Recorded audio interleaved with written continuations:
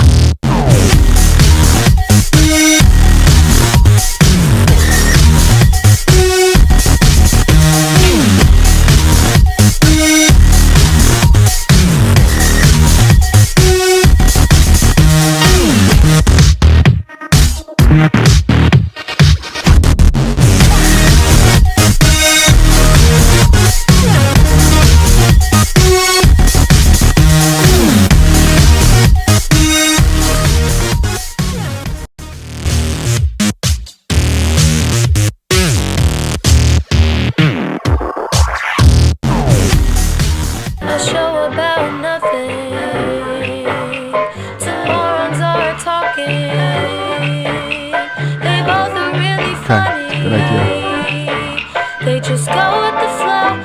It's the Herschy and Keegs show. Welcome to Herschy and the Keegs show, starring pitcher Mark Hirschman and his personal catcher Mike Keegan. Every Tuesday night at 9 p.m. live from the Governor's Comedy Club radio studio. Thanks so much for listening. Ladies and gentlemen, do you feel that? It's Tuesday night, 9 p.m. I feel it from my fingertips to my nips to my hips. We are ready to get this thing going. It is the Christmas holiday Hanukkah extravaganza episode here at the Herschy and the Keegs show. We're happy to be here from the Governor's Radio podcast studio. We are. And thank you guys for tuning in. Please take a minute to like and share and subscribe and tell your family and get involved. Get involved in the show. Just tell people. Tell everybody. Just tell people and help us. Yeah, make this worth our while. It is Hanukkah, so it's actually Hanukkah. Yeah, happy Hanukkah, Mark. I don't know if you know this or if Tony knows this, that both of you being Gentiles, but most non-Jews and probably most Jews don't really know that Hanukkah is, as far as on the list of Jewish holidays, Hanukkah is on the bottom. So if you were to ask like a rabbi or a man of the cloth, Hanukkah, like above Hanukkah is Purim and Passover and Yom Kippur and Rosh Hashanah. Hanukkah is actually low down on the totem pole. I find that surprising. I don't know why you find it surprising. Because it's like the only one that I really know. Right. Well, but I'm letting you know. So I'm educating you. Consider this your Hebrew school class. But if Rosh Hashanah is such a big holiday, why doesn't that last 8 days? They drag this fucking thing out for. This is it's because the oil and the burning in the desert. But I'm just telling you from a religious significant standpoint that Hanukkah isn't like Easter is the most holy holiday, right? And Christmas. Gotcha, yeah. Whereas in the Jewish religion, Rosh Hashanah, Yom Kippur, even the Sabbath on Friday and Saturday is much more religious than Hanukkah. So, really? Hanukkah. That blows my mind. Yeah, Hanukkah has over the years, I guess, tried almost manifested in a comparison to Christmas, but it really isn't. Okay. It's no comparison whatsoever. No, yeah, absolutely. And I wanted to educate you guys about that. Learn something new every day. Thank you very much. You didn't know about that. I did not know about that because I figured it's 8 days. It's the festival of lights. It's crazy nights. It's not crazy. It's not that significant. Ah. So yeah, I just Adam wanted to, Sandler didn't write a Rosh Hashanah song. yeah, it's all a scam. The whole thing is a scam. But this is an educational show, and that's what we're here for, to educate and to teach you things. Well, happy insignificant Jewish holiday, Mark. Thank you. Which is really kind of my existence, actually. You're the Hanukkah of Jews. That's right. Thank you right. very much. I appreciate it. Before we get into a night of, we have a lot of things to talk about. A lot of things that we're going to laugh about and hug and exchange tender kisses. There is something that we want to talk about. It's a little bit Herschy and Keegs kind of housekeeping type of thing. So obviously, you guys know for the first few months of this show that our producer was Silly Sally, who many of you got to love and were very fond of, as Mike and I. Beloved. We were very fond of her. We are very fond of her. And then there was a transition that happened, maybe like September, October, that Is she becoming Sal now? Uh-huh. Transition? Not like that. Okay. Not like you becoming Chastity Bono. There was a transition where Tony started to become our producer, and a lot of you had texted us and asked, and we kind of swept it under the rug. So let me give you guys a little bit of a backstory about it. I don't know how many of you guys know, but essentially the blood, guts, and tears behind the Governor's Comedy Club radio studio is basically Tony Walker and his longtime live-in common law wife, I guess we can say. They raised children together. Tony Walker and Sally did this for many years together, and they really, maybe not built this studio brick by brick, but they really did were the backbone. Is that fair to say that? They're the backbone. They're the face of the studio, I believe. Yeah, right. They are the heart and soul. The heart and soul of the studio. They have they've had a show together for many years. I don't know the name of it. Do you, by any chance? Knock Me Dead? Yeah, the Knock Me Dead comedy show. But Tony and Sally have done this, and so long story short, there was a little bit of a change in the guards here at the Herschy and Keegs show, and that's because Tony and Sally were going through a little bit of a transition themselves as far as their relationship taking a little bit of a turn. And we didn't really want to talk too much about that on the air because it just wasn't our place, and I don't think they were ready to really have us discuss it. And ultimately, they didn't know where they were going to go. So being that Tony has plenty of experience producing, which just kind of we let it casually happen, we ignored most of you when you asked us about it. The transition was very smooth. Yeah, certainly both very capable, but people need to realize that when it comes to things like this, comedy, anything show business wise, there's a level of intimacy that you form in between each other. You form relationships with each other on stage, when you're off stage, when you're doing shows like this. So we, in a very short period of time, formed a strong fondness for Sally and, of course, Tony as well. So it was a little bit of an awkward thing for us. I would say the first few shows was a little bit of an odd transition. And then in recent weeks, we've kind of been just letting it go, and Tony's been doing I want to be able to speak sometimes and not have to be mocked like this. No, I don't. I'm trying. I told you that I was going to do this today. I know. Okay. So, fucking Christ almighty. I just want to speak and do something. This is the first time I got to do that. So long story short, things have been just status quo, and we come in every week and we ask Tony. He's like, nah, not much has changed. So just to kind of get to a little bit of a serious note, and I have run this past Tony, run this past Sally today. Sally made a post about 4 hours ago to address where her and Tony stand, and this probably will have an effect on the Herschy and Keegs show going forward. It probably will result in Tony being our full-time producer going forward. I'm going to read it just because I want you guys to understand, where they've been and where they're going. From Sally's perspective, in September, Tony and I separated. Although it's heartbreaking, what we have learned over the last few months is that we've always had a great amount of love and respect for each other. Our hope is that the people who love us will love and support us both, as it's been one of the most difficult things we've each have gone through. And for those who know us well, we will know that this is saying a lot. There are no bad guys here, just two people who are continuing their friendship while finding their own new path. So that's a lot, that's certainly, I see Tony getting a little bit emotional over there, and I appreciate you letting us go there with this week, Tony. It's definitely emotional for us. For There's Tony, two people that we love dearly. The biggest thing to take out, there's no bad guys here. There's no Two bad great guys people. here, and I certainly, something that kind of choked me up a little bit earlier when I read it.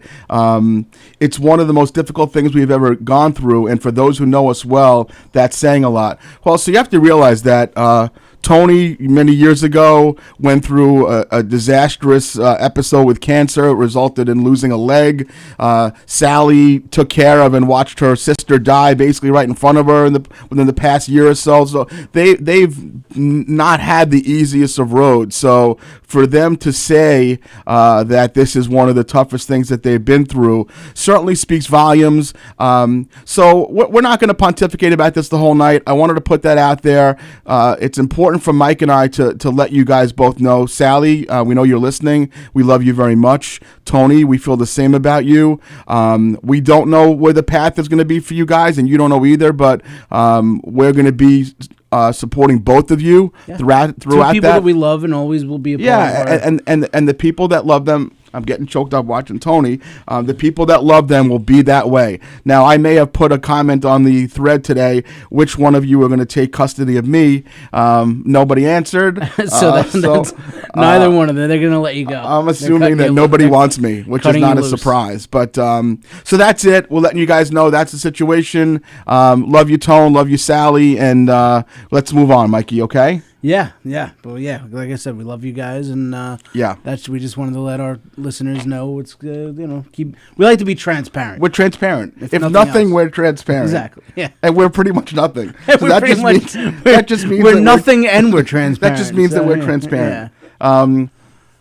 I know that you had one of the highlights of your life this weekend. For people who don't realize, Mike is a diehard fan of the musical group OAR. Super fan. He's a super fan of the group OAR, which someone had to be one, and he is it. I'm the guy. They got stuck with me. So Mike had the opportunity to go to City Steam. Is that what it's called? City Winery. City Winery. City Steam is a defunct comedy club in Connecticut. Right. It might as well be a City Steam. And he got to see the lead singer, Mark Roberge. This is the same place where Mike actually sat front row and center looking up Chrissy Metz's skirt from the show This Is Us. Were you in the same exact seats? I was a little bit to the right of where I sat last time. Okay, so you were close. Stage right. Was he as beautiful as she was in person? He was almost as beautiful and perspired slightly less. Okay, so on a scale of 1 to 10, as far as your expectation level, how did it hit? 11. It was a great. It's an awesome experience because, listen, I've been going to see OAR since 2004. My cousin and I, at least once a year, go to see them. We've seen them at the Garden. We've seen them at Jones Beach. We've seen them at the Paramount in Huntington. This is Tree Rollins? What's his Tim Rollins. Tim Rollins. Tree. You can call him. Tree Rollins was a former NBA player, so I was thinking that's who Henry your cousin Rollins. was. He's Okay, the actor, there you go. Yeah. My cousin Tim, good kid. We've been going since 2004 to go see them, and maybe even earlier than that. Wow. And, at least once a year, sometimes twice a year. Okay. But it's always in a concert setting, the Garden. Right. They sold out the Garden and made a DVD there. No, they didn't. They really did. I swear to God. I swear. They sold out a Garden, okay? It was in Queens. It was the Garden, and exactly. It was in Flushing, okay? It held 65 seats, and there were a few seats empty, okay? Okay, go ahead. But this is a very intimate setting. I say it probably holds about 200 people. Okay. Tops. Yeah. And this is like you're sitting at dinner. Okay. at a table. We had a table of 4. And you're sitting there, and it's like you're having a nice dinner, and there's like somebody playing on stage. Just the OAR lead singer. It's not some fucking plumber from Massapequa. No. It's the lead singer of my favorite band. Wow. So it's fucking awesome. And it's all acoustic, basically. He plays over 2 hours by himself. Wow. And halfway through, Yeah. the surprise got a little ruined for me, but Chrissy Metz came out. Chrissy Metz comes out, and they just start having sex on stage. Wild. Yeah. No. Halfway through, the keyboard player Michael Paris, Oh boy. who's phenomenal. Yes, he is. Phenomenal talent. Yep. Who I may have spoken to about coming on the show. Wow. And there may be some interest that Whoa. that he expressed. We're gonna have to lock the door for that show. Yeah, I know exactly. Yeah. Okay. He did express a little bit of interest in coming on the show. I'm sure today, he did. So, Yeah. Probably the best thing he's that's- ever done in his life. So he comes, but it was supposed to be a surprise for everybody. Yeah. But Mark Roberge, he tweeted, "Michael Paris is going to be here tonight." I didn't see it. My boss texted it to me. Oh, wow. 5 minutes before Michael Paris comes out. That's right. Your boss is also an OAR fan, which he is is. just startling. It really is. So now he comes out, but he came out. Michael Paris comes out. Yeah. Phenomenal talent. Yes. And they did they did a Billy Joel song, Wow. and Because they wanted someone in the audience to actually know a song. So, honesty, here it is. there you go, exactly. And they did such a great job. It's just a very cool experience because, like you said, I go to see him at Jones Beach every year. There's 15,000 people there. No, Now it's I get not. to see It's him like in a room. 2,000. But okay, go ahead. And there's 12 different groups there. Okay, and the people are like, I'm gonna go take a piss. OAR is on right now. Wait, so I want to know. They're actually touring this summer with the Goo Goo Dolls. Oh, really? Yeah. Okay. August 5th, they'll be at the Jones Beach. Oh, I'm busy that day. Oh, man. But Well, the 4th and the 6th, I was wide open. The 4th, they're going to be playing in their hometown in Maryland. Uh-huh. And I'm going to go. Okay, good. And the Google Dolls are actually letting them headline I hope that it falls show. on a Tuesday. It's going to be a Friday. Okay. So, Now, I'm curious because, the fact that the City Steam place where you went to see him the other day Yes. only had 200 seats. Did you have to wait? I'm assuming you had to wait online for days to get these tickets? It was like well, an impossible get, right? It sold out the first day that the tickets were on sale. Let's hear. It was similar to the So- whole Taylor Swift debacle. It was all over the news. Pretty much. Well, what happens is City Winery, they have a VIP club called the Vinophiles. Mm-hmm. And if you join this club, you get first crack at tickets. So the Okay. tickets go on sale Thursday for the Vinophiles. Okay.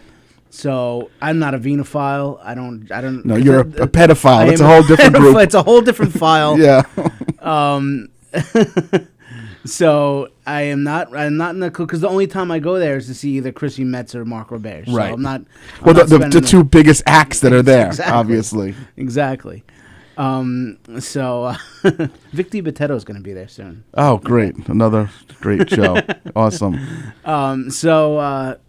So that those tickets go on sale. So the first row of seats is sold out by the time they go on sale to the general public. Right. So Friday, 10 a.m. they go So on so the first 6 seats are sold out. So there's 194 left. Yes. Okay, gotcha. Keep on going. Friday, 10 a.m. they go on sale to the general public. Right. Now I'm out. I can't sit in the first row. Fuck. But I log on at 9:58 Right. a.m. You're in there. and I made sure I got my friggin' tickets. Mike, you're one in the queue. Every time it happens that way, that you're one in the queue. I'm the lucky guy. 'cause It's they know I'm amazing. such a It's fan, amazing. I guess, That's apparently. phenomenal.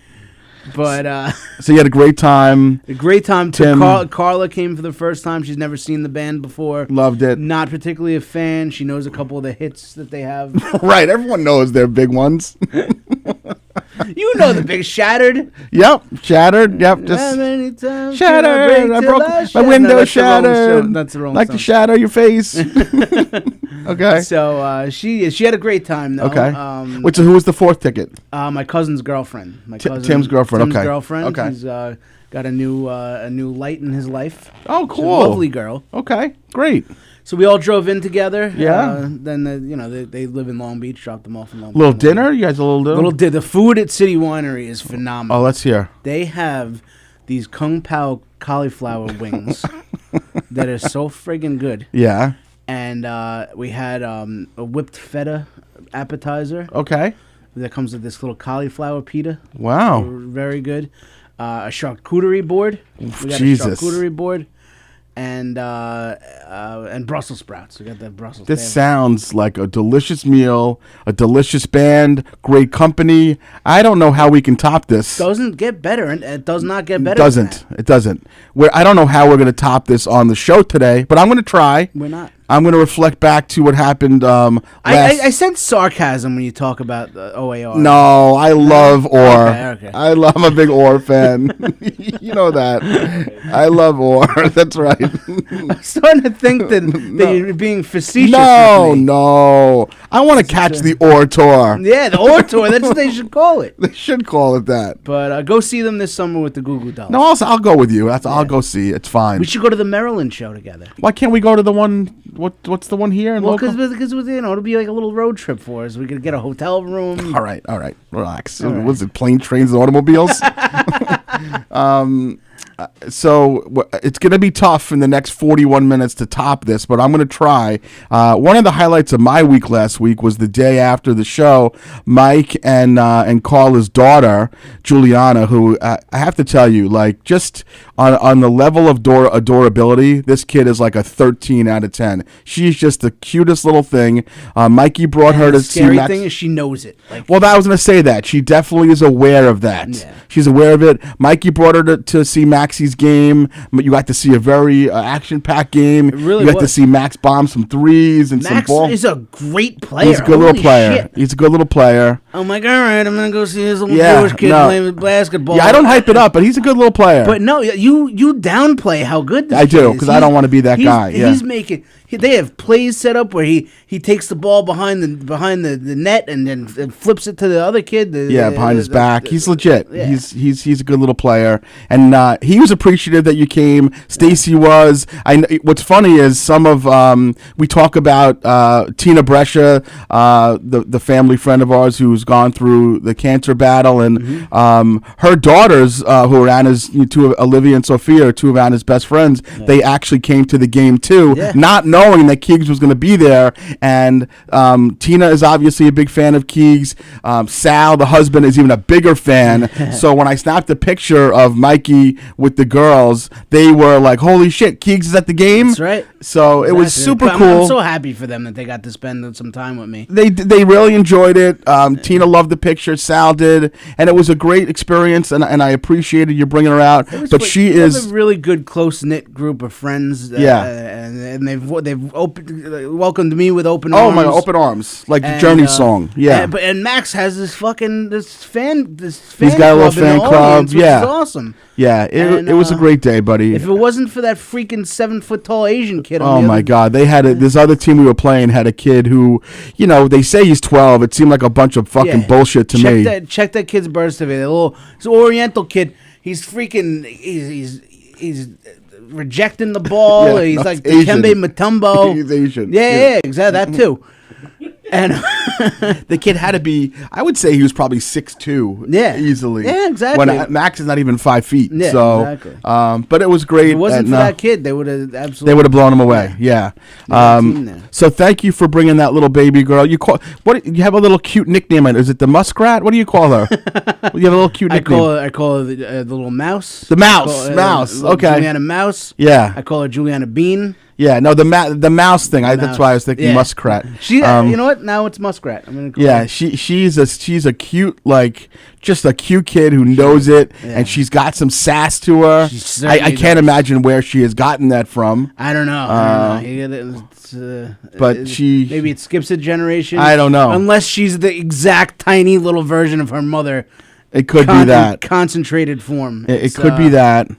Because her and her mother drive me friggin' nuts. But they're both beauties, and they're both sassy, and I like the fact that the Herschy and Keegs show is not just in studio, but now it's at a studio also. Yeah. We go to our kids' functions together. Mm-hmm. I might wind up at the Muskrats dance competition one day. She has a January 22nd is her singing recital. I might wind up there. That would be sweet. She's singing "Roar" by Katy Perry. Oh wow! Yeah. Wait, is she singing like solo? Solo. Get out. Yep, she's singing the whole song by herself. And she's what, 6, 7? 7. Wow. She'll be 8 in February. That's but, impressive. Yeah, she's been really doing really well, and we just had voice lessons tonight. And, Wow.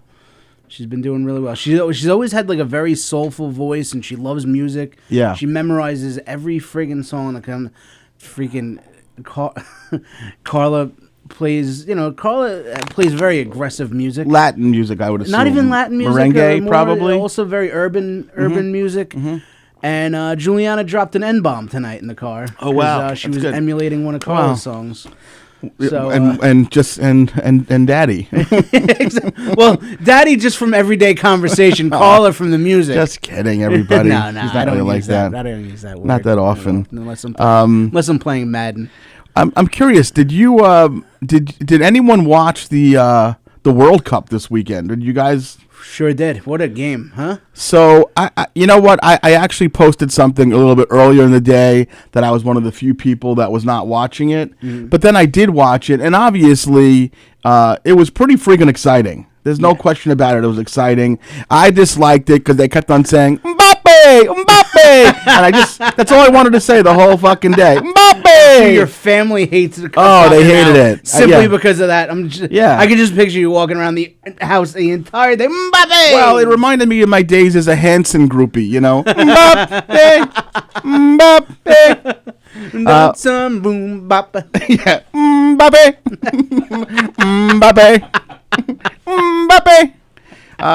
So I enjoyed it, but I will tell you, and I'm gonna explain to you why at one point in the game I decided that I had to root for someone, and I didn't really know if I should be rooting for Argentina or for France. I did eventually start rooting for Argentina, and I'll explain why in a second. But how do you feel the fact that this World Cup, which is, I guess, the biggest thing in soccer that there is, it's basically the biggest thing in sport. Like as an American or as Americans, we don't really take soccer as a legitimate sport, but worldwide, it's the biggest sport. This is the biggest sporting event in the world. Right? Humongous. You know. Yeah. But I'm curious because, of course, we enjoyed it. It was exciting, and you had Mbappe, and you had Messi, and you had the rest of the guys there. What did you feel about the fact that it was settled on penalty kicks? That's the thing. I could see regular season games, and this is the finals of the biggest sports competition in the world, and they're settling it on penalty kicks. Now you don't. I don't. So. That kind of loses it for me a bit. And I don't know this, and I'm sure there are people who are listening and watching and will over the next few days who know the answer, but is this the kind of thing where it used to be where they would just play until like a sudden death, they'd play 5-6 overtimes, and then they decided to change it to penalty kicks? I would assume so, because look at the way that they play now. The guy brushes his shoulder and he's down like he just broke his crumpled femur, in a heap. Like he broke his femur. Yeah. Right, exactly. So I don't know. I think they should just keep playing the full teams until maybe a sudden death. But well, that's what I don't understand. Why wasn't so play like a full overtime and then after that a sudden death, but not penalty kicks. To end it on penalty kicks. It's almost akin to the Stanley Cup ending in penalty shots. And it would not ever happen that way. Exactly. Or ending a World Series on a home run derby. The final championship should be the culmination of the team working together, correct. Not one player that's kicking a penalty Thank you. kick. Yeah. Okay. So now, I agree. Is it safe to say that we're experts on soccer now? I would say so, yeah. Yeah. We've been notorious for shitting on the sport of soccer, boring, watching paint dry. Yeah. But now that we've seen that one game, I'm pretty sure we're experts because we've watched the entire have thing. we shit on it? We know two players. Yeah. Mbappe. And yeah. Messi. Yeah. I watched it. I probably wouldn't even have watched it. Like, if it was like Croatia and France, I probably wouldn't have watched it, but Carla's dad is from Argentina. Oh, so there you go. The two of them get really super into it, which got me into it. Carla, I bought Carla an Argentina hoodie. Oh, you did? And her dad's posting about it, watching. He lives down in Miami. But he's of course. He's born and raised in Argentina. Right. So it's exciting because the family's super into it. Like, Carla ended up going to some Argentinian bar to watch the game in Queens, I'm sure. Probably, yeah. Yeah. And that got me super into it. But now, obviously, we're So I'm gonna tell you the name of a player. Let's just say if this particular name was a name on the soccer team, would you be surprised if they yelled out Yabako? if he was the Yabako scores! Go Yabako! He's a wingman for Croatia. Oh, that's right. That's Yabako. exactly right. Yeah. Yabako scores! So I heard. I guess it was something on WFA, and they were just shitting on how emphatically they yell out goal or score or whatever. Yeah. Imagine if they do that in like the NBA or Right. NHL or fucking basket. Or Josh Bailey. Motherfucking basket. Josh Bailey scores a goal, and you got to wait 10 minutes for the game to resume. You know, in soccer, there's not. First of all, there's like 175,000 people at one of these games. know. Number one. Yeah. Number two, they don't score a lot of goals. So when it happens, they play it's a 90-minute game plus extra time. So it could be like a 105-minute game, and nobody scores a friggin' goal. It's forever. Yeah. It's forever. Well, I will tell you that. I would say, like, once I started watching it, about 30 minutes in, I texted my daughter Anna's former soccer coach, Dana Pellini. Dana Pellini's father is actually the person who they named the field in Levittown. Her father is Which called field is that? Pellini Field. Oh, okay, yeah. He created Levittown soccer. So I texted her because she's a big soccer fan, Dana, and I said, who should I be rooting for? And she said, you should be rooting for both teams. I said, well, I'm not. I won't watch a sporting event with the idea that I'm going to root for both teams unless I'm gambling. I just hope everyone has fun. Yeah, so, and I said to her, I said, you have to tell me a team that I have to root for. Yeah. She's like, all right, if you're going to root for someone, it's going to be Argentina. Okay. And then I remembered that I have a connection to Argentina. Ooh. And I don't think I ever talked about this on the air, but today's the day. So when I was... because all the Nazis fled to Argentina after World War II. Correct. That's it. No. When I was 15 years old, turning 16, my friend and I, Stephen Boritz and I, decided that we were going to go on spring break to Miami Beach together. No parents. No, think about what a different world it is. I'm 15 years old. And so Steven tells me, he goes, my grandparents are down in Miami Beach and they're going to set us up in this hotel that they stay in. Mm-hmm. And it's on Collins Avenue. Now, Collins Avenue is the place to be in Miami Beach. That's where all the shit happens. That's like the Beale Street of Miami? That's it. It's the place. Exactly. So Steven and I, we fly down there. My ears almost explode. It's my first time on an airplane ever.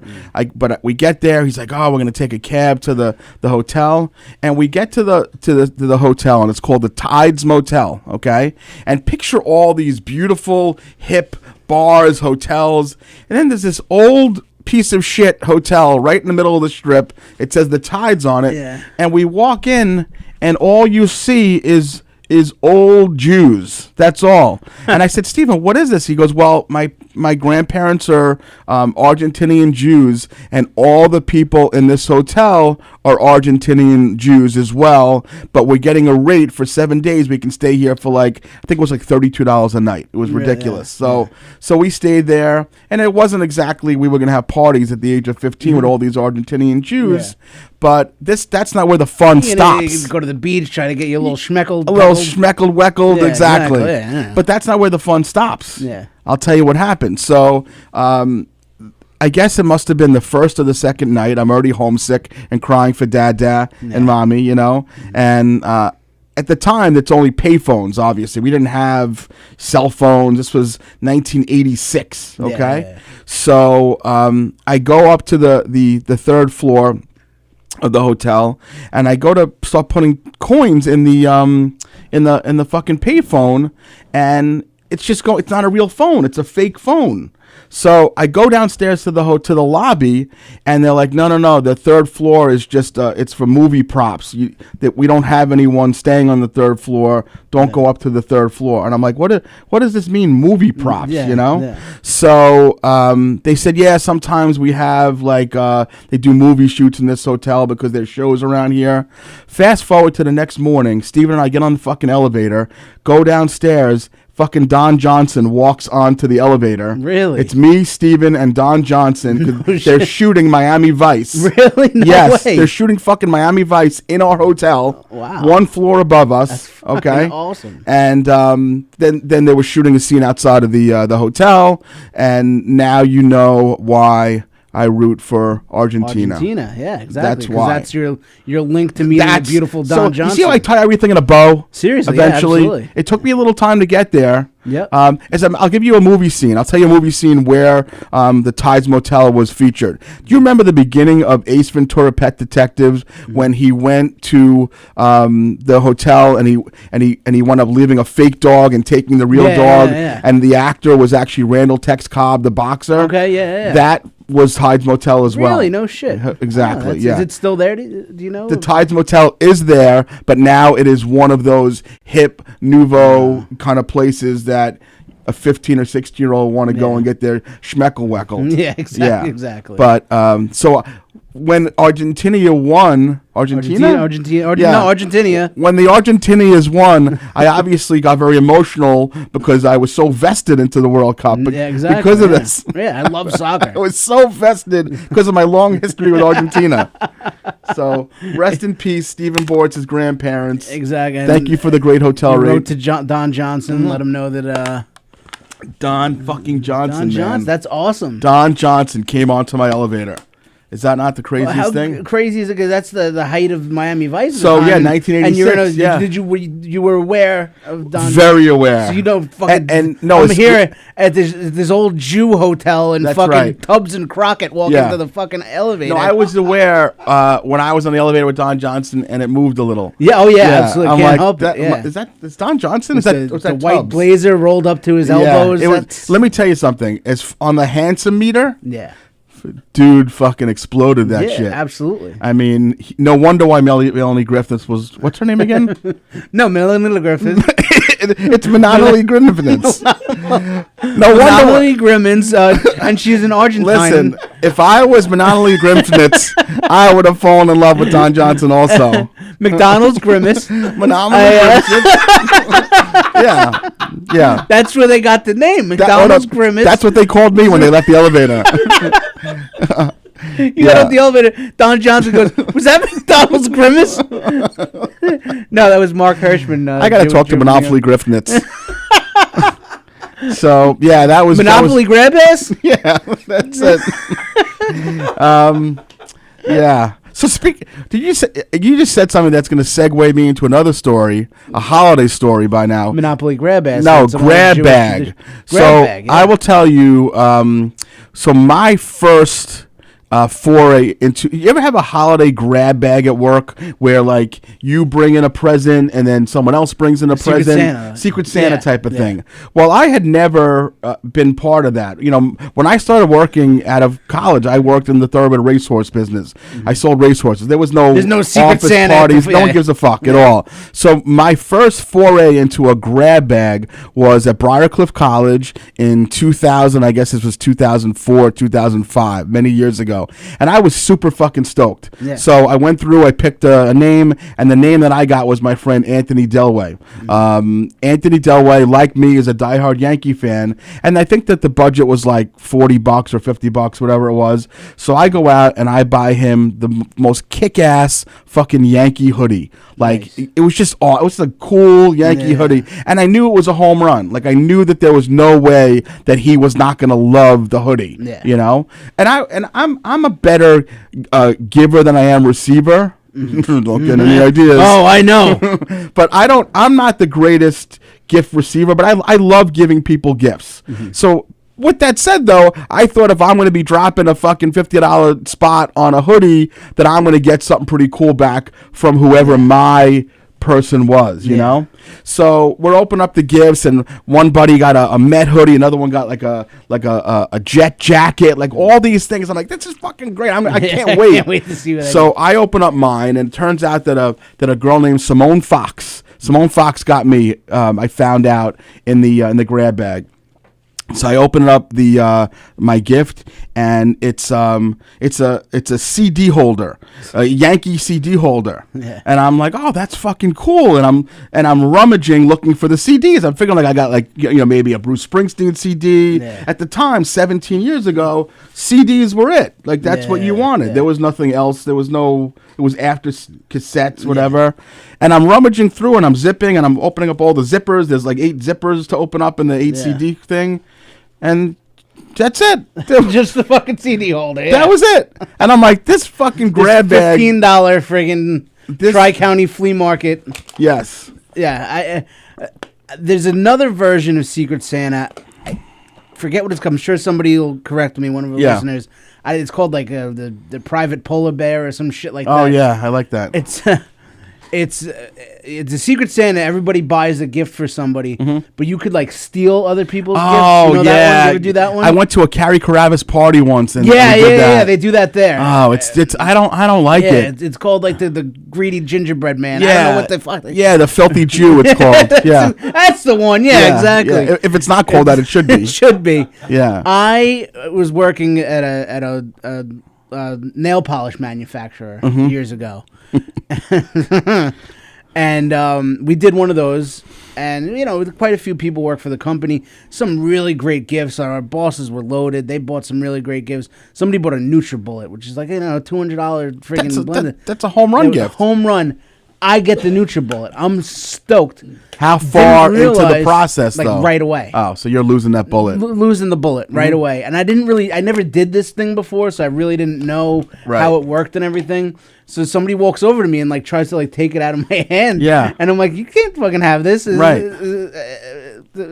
It was somebody that worked in the warehouse. Right. You could just imagine. I can imagine. Yeah. Yeah. So I'm like, why is this person trying to steal my shit? And then somebody explained it to me. Yeah. I hated that person the entire time that I worked at that company. Hated that could have been a beautiful friendship. It was a nice person who I liked to begin with. We didn't speak the same language. Right. It was always pleasantries, but I fucking never spoke to that person again. Never again. Hated them. Hated. Yeah, because they probably went home and they probably sold it. I mean, the truth is this, though. If they didn't take your NutriBullet, yeah, somebody would, but I didn't know when they were trying to take it out of my hand. Right. Yeah. I'm like, what is this person? I'm looking to the person and next it's to me. know what? It's even more considerate because they saw you and they're like, this guy's gonna love the NutriBullet. I know, exactly. He's gonna put it to good use. Make some healthy smoothies. Yeah. He's gonna change his life. This guy loves making wheatgrass. Exactly. He's gonna change his life, and I'm gonna put this on eBay and send half the money back home to Ecuador. Oh man. So that was it. That was the end of it. That was the end of it, and I hate that friggin' game now. Like a Secret Santa, I'll do. I'm never doing that game again. I was furious. Carrie's done it a couple times. I'm sure she does it to most of her holiday parties. Yeah.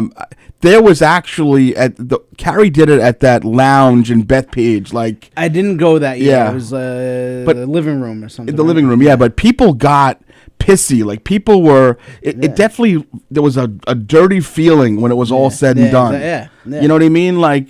If you just happen to go ahead and win and you got your Dustbuster and you're like, I didn't really want the Dustbuster, but I had a great party. Yeah, exactly. But people were pissed. Yeah. People were like, I not happy. ended up walking away from this thing with like a $20 scratch off and I didn't win anything on it. Well, it could have been a CD case. It could have been a CD case. You made me feel a little bit better about that time. Yeah, so I had gone on to social media soon thereafter, and I had posted something that I would have preferred a game of grab ass, and I got called down by the school owner. Did you? Yeah, I got in trouble because I said I wanted grab ass instead of a grab bag, and I got in trouble for it. Wow. This is like a long time ago. Yeah. So it's interesting when I was a little. What a meeting that must have been when they had to call you in. And, so you said you prefer to play grab ass, like this is an HR meeting with. And the HR person had to say grab ass? Yeah, grab ass, yeah. So, but I got through that. When I was a kid growing up, I grew up in an area where most of my friends were Irish, Catholic, Italian, not a lot of Jewish friends. But we didn't celebrate Christmas in my house. So now my kids, because Stacy comes from a different background, there's not a lot of Hanukkah, and it's mostly Christmas, the Christmas decorations, tree, whatever. But that was not my house. My house, we didn't decorate for Christmas at all. I don't know if you know, Hanukkah in the Jewish faith is not one of the bigger holidays. Right. We should talk about that one day on the air. Yeah. We should cover that. But so for me, once I started to get old enough to realize that I was waking up on Christmas morning without anything, and my friends were all getting piles and piles of shit, by the time I was like 7 or 8, I was starting to get pretty depressed about it. Yeah. And this is a great story and an ode to Barbie doll. While she is the best, and she always was the best, this one particular Christmas, it must have been 1978, I think. I was 7 years old, and I woke up, and there was I used to have a toy chest at the end of my bed that I kept all my baseball cards and shit like that, and on top of it, it was a present wrapped in Hanukkah paper. It was on Christmas morning, and I opened it up, and it was an Arthur Fonzarelli T-shirt. Really? Yeah. Wow. She bought me a Fonzie T-shirt. That's pretty awesome. And it was like fucking the best. Yeah. I was like, somebody acknowledge me. Yeah. Who in real life A is Jew. A Jew, yeah, exactly. That was probably the gag. I don't know. What is Hanukkah paper? Wrapping paper, Hanukkah wrapping But it's paper. the same wrapping paper that we use. You're just no, calling it. It's just cheaper quality. We call them dollar bills. No, it just had like give me some of that Hanukkah paper. No, it had like pennies on it. I don't know. It was hook noses. I'm not sure what the designs were. It's a bunch of leaves glued together. No, it's a Hanukkah wrapping paper. Menorahs maybe, but it was a blue wrapping paper, I remember. And I opened it, and I remember the fact that my mother would even think to get me something at all. And here's a Jew that made his millions pretending to be Italian. Exactly. That was exactly the point. So she's like, cut the shit, you're not getting anything ever again. Exactly. This is what Cut happens. the shit funds. Exactly. No, that's exactly. awesome. That is Barbie that doll, is a really nice yeah. story. So that was a good Barbie doll story that I wasn't sure if I told before, but I'm glad that How's that I have Barbie doll not. doing? She's all right. Barbie doll is her rehab for her foot was delayed because she had the COVID. Mm-hmm. So she's still in the rehab, and I will be honest, there are some phone calls, or even when I went yesterday morning, where she gets a little weepy because she's just depressed on being there. She's doing okay physically, but she just has to get a little stronger. But I don't know if I told you this, but when they had moved her to the COVID floor at the time, this is a pretty big facility. It's a couple of floors. There's probably, 80 rooms, I guess, in this place. And I was a little bit upset that that she was not going to be with Ren anymore, because she had been, remember my friend Ren, who I would talk to, and we had a relationship. So and her friend Stimpy. Exactly. That's exactly right. That's right. So Ren, the lady with the Parkinson's or the Alzheimer's, whatever, who I formed a friendship with and would be deep into conversation with, was not going to be in the room next to my mom anymore. Well, what do you know? As I'm leaving to visit my mom, right when she was diagnosed with COVID, I peek into the room next door just for a thrill. No, and who's sitting there? But Ren. So I went to the front desk, and I'm like, does Ren have COVID also? They're like, yeah, she has the COVID. She was okay though. Yeah. Now this was the same day where I don't know if I've ever talked about this on the show before, but ever since 9/11. I do not go on elevators by myself. I don't know, have I ever talked about that before? Yeah, so basically 9/11 had happened. I had been in the World Trade Center on September 6th or 7th. So I'd been in the World Trade Center. I thought you were going to say you were there the day. No. I wasn't. I was in the city that day. Steve ran as easy. No, I was in the city that day. But anyway, one of the reasons why I wound up leaving real estate in the city was because I couldn't stand after 9/11 being in skyscrapers anymore. Absolutely. And I got stuck in an elevator a few days after 9/11, maybe like a week or so after, and I was like, fuck it, I'm done. And ever since then, I won't go on elevators by myself anymore. So when Barb first started at this rehab place, and I said, all right, where's the stairs? When I got there, they're like, no, you can't use the stairs. I'm like, what do you mean I can't use the stairs? She's like, no, the stairs are for emergency only. You have to use the elevator. And the nice black girl at the front desk, she's like, well, do you need someone to go with you up and down the elevator? I'm like, yeah. So she got in, and so the first few days, she would take me up, and then someone else would go down with me because I don't want to be in an elevator by myself. Wow. I know it's fucking crazy, but I'm a fucking lunatic. So it's endearing. You really, yeah, it's just strange shit. So the next, I must have been there for like 4 or 5 days, and as I spot the elevator and there was nobody to take me, I see the stairs. And it looked very innocent, and I thought it was one of those situations where they're like, "No, you can't use the stairs." I didn't think that I was going to cause any sort of tumult. And long story short, I go to open the door, and the fucking alarm start blasting, and every goddamn old person on the verge of fucking crapping out there is now sprout as a rocket because the alarm is blaring at the top. Fucking. Oh my god! So they come running, and they're like, "You have to enter the code." So now I know the code. So after that, so it hasn't been a problem since then because I watched them do the code, and I just go up and down the stairs. Yeah. But I did have an issue. Meanwhile, you just fireman carry Ren on the elevator with you. So Yeah.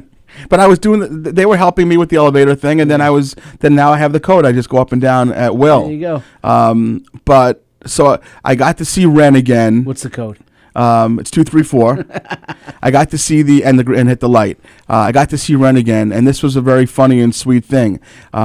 As I was walking past Ren's room a few days ago, she was there with the dietitian, and I heard her say that she said something to the dietitian when I was passing, and it turns out that she had told the dietitian that he's the big boss man.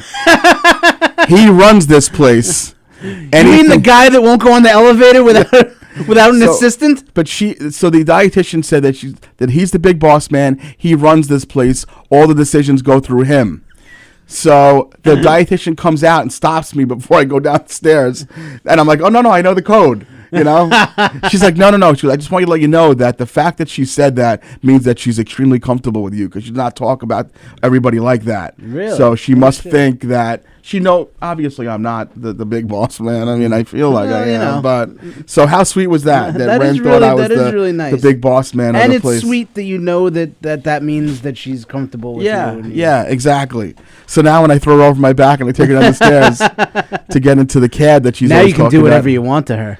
Aw, Ren. She's so sweet. I wish I could just bring her in to the show. Why not? You know the code. I know the code. Exactly.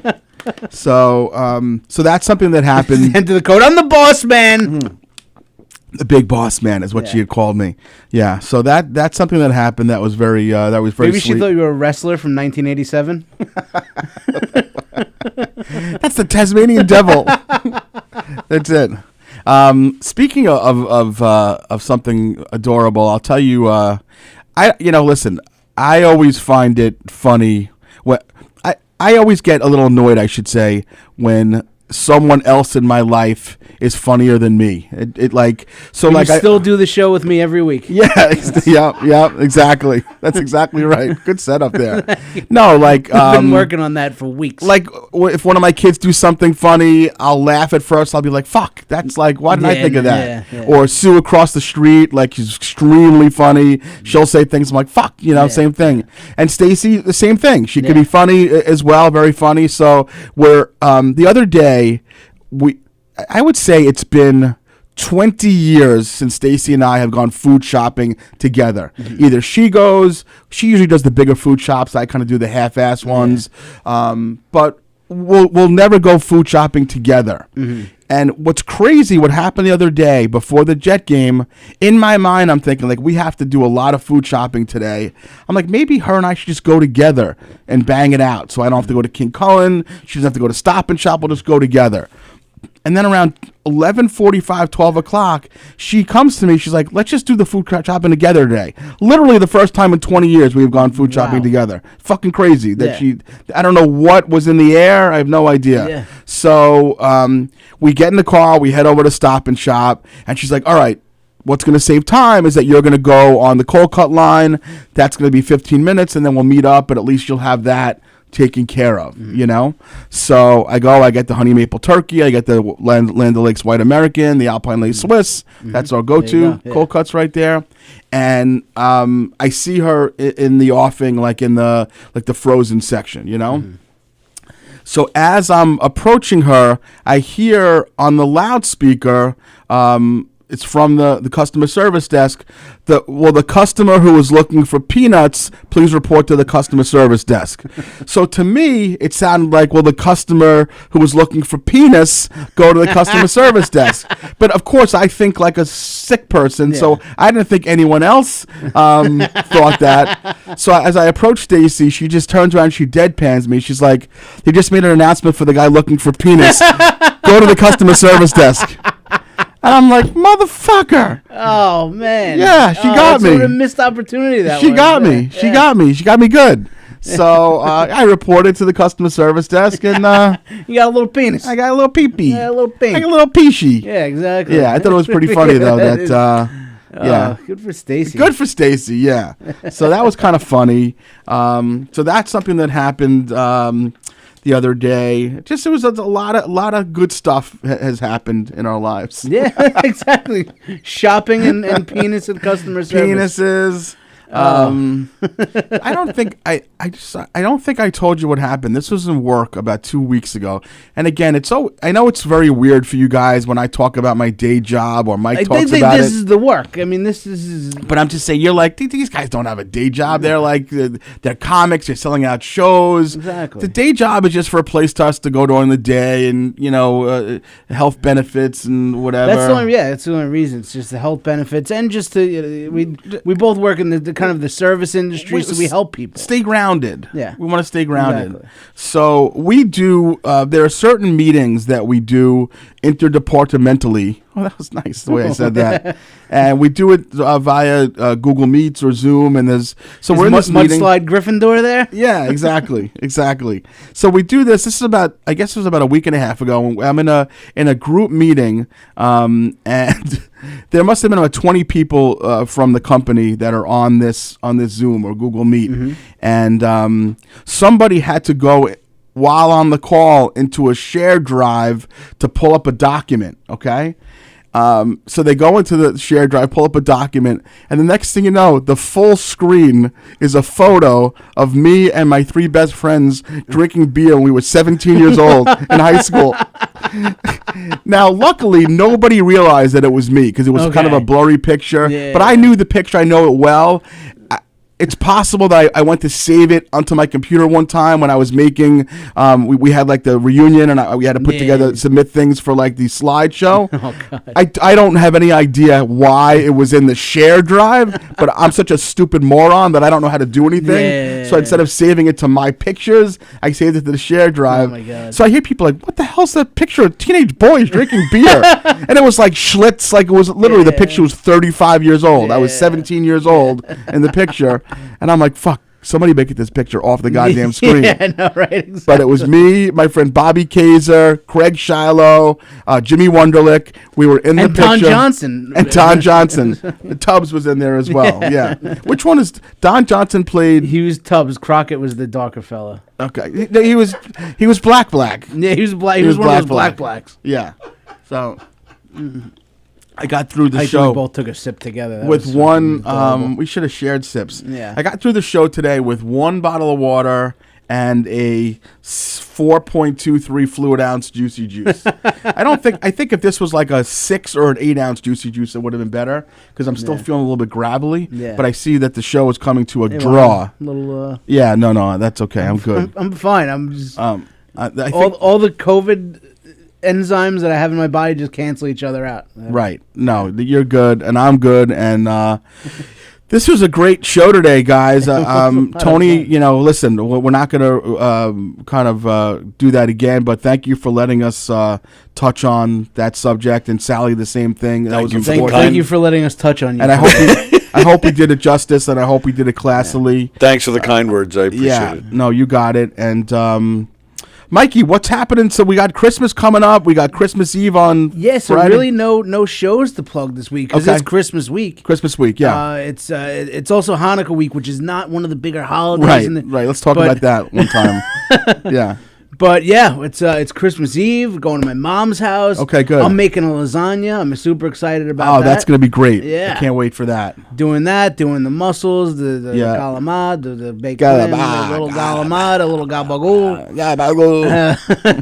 Yeah. I think on Christmas Day we're gonna be entertaining over at Carla's, and I'm thinking of making a prime rib. Oh, that's so I'm gonna do be a lot delicious. of cooking this weekend. I'm looking forward to that. Okay, good. Yeah, that's great. Yeah, and you guys do like a Christmas. We go Eve Christmas Day. We go to Stacy's twin brother's house out in Bayshore because they do a full blown big Christmas thing. This year for Christmas Eve, we're going to be at the Johnny and Sue Galina's house across the street. Oh, nice. It's always nice to be able to do something festive like that without having to drive anywhere. Exactly, you get fucking blitz. I mean, we just walk across the street with a couple of trays and and blackout drunk on Christmas Eve. And honestly, they always do it right. And Johnny cooks something, and Susie cooks something, and Nino and my little baby boy across there. So that'll be nice, and it's going to be great. We want to certainly wish everyone who's listening, whatever you're celebrating, Kwanzaa, Hanukkah, Christmas, whatever it is, we want you to enjoy yourselves. We appreciate you guys listening. We do really love you. That when we say that, we don't mean it facetiously. We appreciate whoever cares about this show, whoever enjoys it. Anytime we get a little text or a comment saying, "Hey, you guys made me laugh," that's why we keep on doing this show. So do more of that, because that's all we really have. Yeah, that's pretty much true, actually. Yeah. But it really, we'll get one of us will get some kind of compliment, and within 5 seconds we text it to one another. Yeah, I got a text from one of my close friends today. Sue Harrington had sent me a text, and I sent it to you. Yeah. She's texted me. She said, "Mark, sorry I can't listen to the show live." Yeah. And I'm like, that was so nice. Yeah, it's okay. Listen to it tomorrow. But you know how many people just don't watch and don't say anything? Everybody. like you were saying last week, I know Mark, he made a Facebook invite for people to watch the show. Right, I didn't talk about that's right. Yeah, that's exactly Mark made a Facebook invite just for people to watch the show, not to come to the studio, not to come to a show in the Giggle Room, right? Just to watch. Just from move home. your fat thumb. People responded no. Yeah, we would never know whether you watched or not. Don't. Right. Carla responded no. Yeah, so the derivation of that is that I was talking one time to a friend, I think it was a girl named Sonia Ferry, who I went to high school with, and in passing I was like, "Oh, what do you think of the podcast?" She's like, "What podcast?" And I'm like, "How do you not know that I have a podcast?" And the truth is, the way the algorithms work on Facebook, people just may not see my posts, they might not know, and she wasn't being evasive. She's like, "No, I didn't know." So I was thinking recently, what can I do to make sure that people who don't know about the show know about the show? So I sent out 1,000 invitations to just 9 o'clock live Tuesday night, Herschy and the Keegs Show, and I made sure I repeated it multiple times. It's virtual. You just have to log on. Here's the link. And I start seeing yes, maybe, no, and I'm like, why would you respond no? Just either don't listen or what are you saying? Say yes and don't listen. Right, we won't ever know. Yeah. So I don't get it, but that's what happened. There are some sick people in this world. But no, we do thank you so much for listening and joining us, and we hope you and your families have a beautiful holiday. A happy New Year. Well, we'll be back before New Year's Eve, where I'll be at the Wisecrackers in the Mohegan Sun in Wilkes-Barre, Pennsylvania. Tickets on sale now. But we got a lot of cool stuff happening. Yes, we got we a do. show in February with Chris Monty here in the Giggle Room. Yes. We're going to have Chris Monty on the show to talk about it. Yes. A lot of cool stuff going on, coming up, so keep following us, keep doing the thing. Thank you, Mike. Thank you, Tony. I love you guys. Love you guys. You love me. We and love you. We're signing out. We'll see you guys next week. Merry Christmas. Happy Hanukkah. See you then. Bye.